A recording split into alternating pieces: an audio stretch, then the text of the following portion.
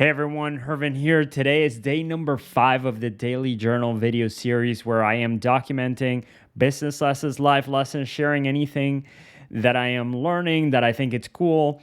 And I'm treating this as a public journal. So today, the update. So super overwhelmed with what's going on right now in our company at work.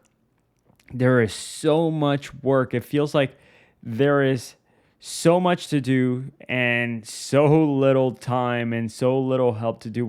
We have a team of 5 right now, and it feels like we're understaffed by like 5 people. And so there's just so much work to do with everything that we want to make happen. And I have this vision that I think could take our company, if we execute it properly, to over $10 million. I think there are big opportunities that we're facing here, and that I think there's so much value that we can provide to our clients, and so many cool things that we can do, and so many people that we can help. And I see these ideas clearly in my head, but it's so hard to get them out there.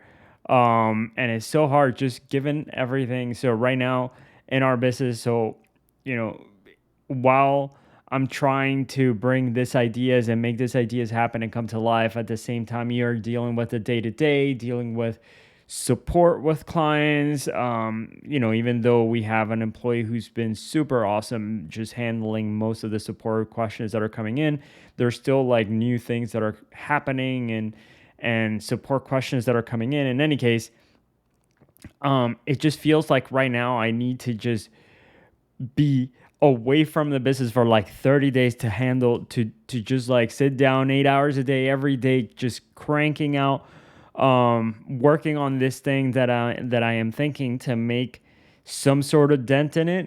But right now, as is, it feels like the pace at which we're moving is super slow. Right now, we're a team of 5.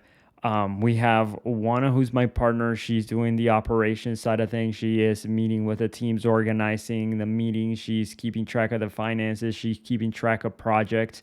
We have a media buyer who is keeping track of our clients' advertising campaigns, making sure they're performing well. She also does a lot of other kind of work. She's a super detail oriented person, the most detail oriented person I know. So we give her, whenever we need help with something that requires an eye for detail, we give her some tasks. We have a client success manager who is in charge of talking to the clients, teaching them about our program, about our service. We have our senior client success manager, who is right now in charge of onboarding. He's also helping with support. He's also building some systems on the back end. And then me, I'm also doing some support, whatever the senior client success manager needs help with, I'll jump on. I'll jump on with the team with whatever they need help with. I'm also doing sales. I'm also trying to move forward with the ideas that I have. Also trying to plan and give everybody, the vision and so on. And so it feels like we're capped out, and we need like just more time in the day, more people, more. And so this is hard. It's just like it feels like we're moving really slow. I don't know what the answer is. To hire a bunch of people requires us to find them, train them, onboard them, and then just making sure that they're the right fit, just putting together the job posting, the gaining clarity on what we want them to do, making sure that there's enough work for them, all of these things. So it just feels like I don't even know, I don't have clarity around the type of people that I want. And it also feels like, do we even have the budget to afford to hire? I know I talked about taking big bets in another video. And maybe that's it. Maybe we just need to hire just a lot more people right now. And so we really need to hire. And so, I'm saying this, that's what's coming to my mind. It's just like, maybe we just need a ton of more help, because there are a lot of ideas that I am thinking about. And then there's the execution side of things, which how do we make these ideas happen? and we just need people. We need help. And so, anyway, that's where we're at. Super overwhelmed. Um, there's this band called Pearl Jam, huge famous band, rock band. Love that band. One of their songs called Yellow Ledbetter. One of the in their lyrics, they talk about how it talks about one of the lyrics says, "I don't know whether I am the boxer or the bag, the punching bag," and so sometimes like today feels like one of those where you feel like the bag day. So today is just one of those bag days where you're just getting beat up and it's just like completely overwhelming. There is so much to do, so little time. Anyway, I don't know what the lesson here is. I mean, it might just be learning to hire, it might be prioritizing. It feels like all of the idea I just see this whole idea of that I think could take us to $10 million. I see it clearly in my head, but to execute it, I don't know what that looks like. I see how we can execute it, but we need a ton of more people. And maybe that's it. Maybe that's the lesson. I just need to focus on hiring more people and just going even uh, faster. Um, so yeah, I mean, besides that, I'm, not getting much sleep. Yesterday I finished the video like somewhere around 11 something. I posted it. Then I answered more support questions, ended up going to sleep closer to 1 a.m. and waking up at 7:30. That's,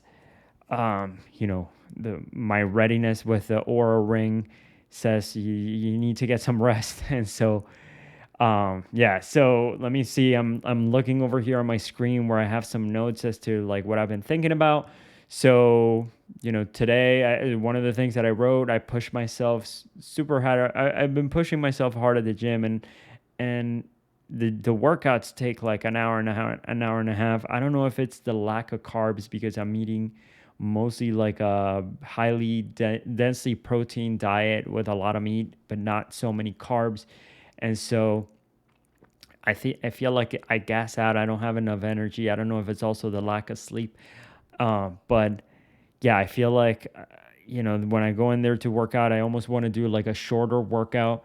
I also feel like right now I don't have that much time, so anything where I can save, any time that I can save and just be more productive here at work, um, feels like the thing that I need to do also for longevity. If like I'm pushing myself all the time really hard, what I don't want to be like Arnold Schwarzenegger, like huge. I just want to, be physically fit, have a body that I am proud of, and I don't think that requires to go like extremely super hard.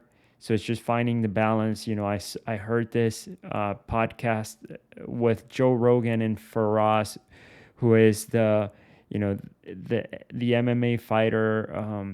Man, his name is escaping me.